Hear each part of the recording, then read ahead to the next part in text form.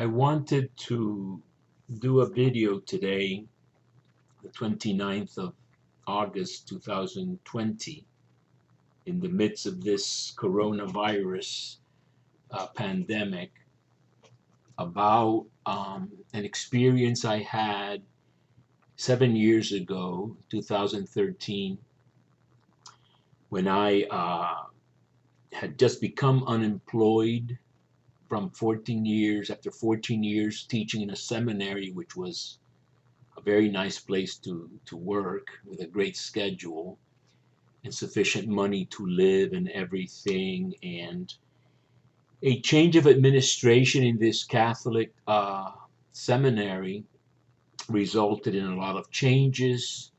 Some priests left, anticipating a change they were not going to be happy with, and others, including lay people such as myself, did not have their annual contract renewed. In fact, I was told later that when some astonishment had been expressed that someone who had been there as long as I had, with good reviews every year and quite well prepared for my position as professor of sacred scripture in both testaments, a rather unusually broad and, if I may say so, deep mastery of the scriptures and everything related to it. The answer was that a priest, a monsignor, was unhappy with his parish position and wanted to come back to the seminary, and he was going to replace me. Priests never lack for a job. Lay people at 60 years of age worry. And so I was rather desperate, and I had already suffered the death of my parents when I was very young, and my youngest brother some years later, and I knew what grief was, the kind of grief that I suffered at that time. In every sense, I felt bad for the church. I felt bad for the situation of the church. I felt bad for myself. I was in fear. I felt also that I had failed. I felt that I had not seen signs. I felt a failure and many, many other bad things that made me incredibly sad. And so my usual escape is to, and was in those years, I would go to Italy twice a year. That's the kind of schedule we had, and I could stay with the nuns very cheaply, and that was quite a luxury. So I was spoiled, I admit. So I decided to go to Italy with this a man older than myself and a rather cantankerous man. And so this wonderful trip to Italy that was supposed to be, very, sort of get my mind away from the pain, turned out to be a bad trip, a bad idea, a bad companion. I should have gone alone, etc. So I decided to exorcise the trip with another trip almost immediately following. So I went back to Rome, and I'm walking around, and I go into bookstores, and I find a book in the great bookstore at the Gregorian University with my friend Giuseppe. And this book was called Eremiti, Hermits. And on the cover, you can see this attractive woman. The author, Espedita Fischer, turned out to be a pseudonym. I would get to know her pretty much via internet. And I read this book about people who wanted to get away from it all and live in Italy, mostly Italian. Some were Hindus, some were from other traditions, some were Catholics. And the project that this woman on the cover, Viviana Rispoli, she doesn't mind my giving her some publicity. They're very happy with my interest in the hermits to this day, 7 years later. We'll get to that. I read the account of all these people who were living, some were living in caves and very, very, very hard situations. But her project with a priest, Don Tino Agostino Modena, these are all Bologna area, northern Italy people. Their project was to occupy rectories that were abandoned and unoccupied, with the adjacent church closed for many years because of the shortage of priests and because these were very small little places out in the middle of nowhere. The priest was the pastor of Savigno. He counted 1,200 souls, and this was the little city. So you can imagine the little hamlets around, how small they were. And Viviana lived or lives still, in the canonica, or the rectory of a pieve, a baptismal church dating back to like the year 1000, of San Giorgio. I'll try to agilely find pictures of all this. So this is the church of the entrance of the little pieve of San Giorgio church. And she lived in a 3-story house canonica nearby, that I can find pretty much around here. This is more like where I was staying. In any case, I read this book. I read her account. Her account was incredibly impacting to me. I'm showing you the page where at the end, Expedita, the author, sort of summarizes, or has the interviewees sort of summarize what they had said in more pages previously. And what Viviana says, and I actually write the date here, I read this the 13th of June of 2000, or actually the 1st of June of 2013. I read this about fight, fight, fight for what you want, and expressing a spirituality that was very audacious, and God is a fire of love, and all kinds of other passionate things. And so I looked them up, Eremiti con San Francesco, the hermits with St. Francis, and I wrote them. I wrote both the priest, I found their website, wrote the priest and Viviana. And the response, and I introduced myself a little bit, I'm an unemployed seminary professor, blah, blah, blah. And she said, you can stay with us as long as you like. So in July, I think the 15th, the anniversary of my mother's death, like prior to the Feast of Our Lady of Mount Carmel, I took a plane to Rome, took a train to Bologna, Central train station. I was picked up by the priest Don Tino and Viviana. And we had, first of all, I think we went to see Our Lady of the Madonna of St. Lucas. Supposedly, this is one of a series of virgins that are attributed to the original painting of St. Luke. I'm not going to get into a lot of details about that. In any case, we went to the sanctuary in Bologna. We had lunch, pizza, and wine. And they kind of checked me out a little bit, but they said, you want to do the will of God, and we have, this project. And so they took me to this place you see here, which was known as the Casa del Contadino, the peasant's house. And it was, incredible heat in the north of Italy in July, mid-July. But when we entered this place, and I have a lot of pictures of it, and you saw the window there, scenes through my window, basically. It was kind of a little breeze, and she said to me, this is a small paradise, a piccolo paradiso. And I would live there for 2 months, come back to Florida to kind of lock up my place, or shut down my place for a longer stay, and then went back, this time to the parish church in Savigno, where the priest so generously received me. And actually, after some hesitation, after a month or so, he said, we asked for a contribution for those who can give it for your room and board. And I said, how much? And he said, 100 euros for room and board in the north of Italy, which is expensive.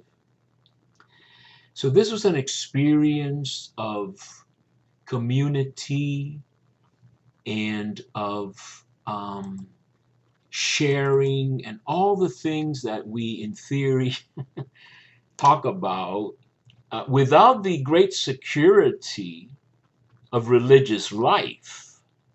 I remember when I went to Rome in 1996 to study theology as a layperson with some savings that I did not know how long they would last. And I looked and looked around, and I met with the general, or maybe ex-general, of the Sulpicians, and we went through the Gregorian catalog and all the religious houses in the Gregorian catalog. And he started checking off many, many of them that he thought might have room for me when they're all basically empty. And I was going to study theology at the Gregorian. Well, all of them said, no, we do not accept lay people. And I found, my experience looking for housing in Rome was atrocious. But I finally found it, and everything came out okay, and I actually even got my doctorate, etc. But the hermits with St. Francis were very, I call them an off-Broadway religious group. They were not formally approved by the church. Now with the new Cardinal of Bologna, Matteo Zuppi, who is a prominent member of the community of Sant'Egidio, I don't think things will change for the worse with this project, but the priest was transferred to another place. While I was there, he had at his disposal 5 or 6, I think, different churches, some of them gorgeous, and some of them located in beautiful, beautiful hills. And to have those places empty, with no one there, no priest there, and if there's not a priest, it's closed and empty. To open up those places to lay people, to clean them out, light the candles, prepare for Sunday Mass so that the priest can go to these little hamlets and the people don't have to travel so much and can return to the church that they had been going to for usually for centuries. Like this Pieve of San Giorgio, this church of St. George, where this is the picture of myself in the center, Edisetta next to me, Viviana is there, Adriana is there, some other people are there, Andrea Pauri is there, Patrizia, may she rest in peace, reputed to have had the stigmata. These were very interesting spiritual people, and I found them by reading a book, writing an email, taking a trip. Helps to know, Italian, or enough Italian, I guess. It helps to be bold enough to do something adventurous if you maybe have enough instinct or experience or intuition to say, this is going to be a win-win situation. I am going to be able to really clear my head. And I'll give you some pictures of some of the hardships of it, I guess. I would have to wash my clothes by hand. I finally got a fan, because this was my little room with a fan Don Tino lent me. It was very hot, and I needed a mosquito net, which was not there before. So we went to IKEA, Likea, and got me a mosquito net. This is a view outside my window. So I was there all day, basically praying or reading, cook a little bit. We would go out to buy groceries. The only basic rule was at 4 p.m. we would go to the principal church of in Savigno, and go to have rosary and then the mass by Don Tino, and oftentimes we would have a little dinner. The food, of course, in this magical land is reputed to be the best in the world. But in any case, I can tell you that it was a great blessing. I'll show you the water heater, which thankfully I only used once. You had to put firewood in it. I did it only to see how it worked, because I had never seen anything of the sort. And I'll show you my living room.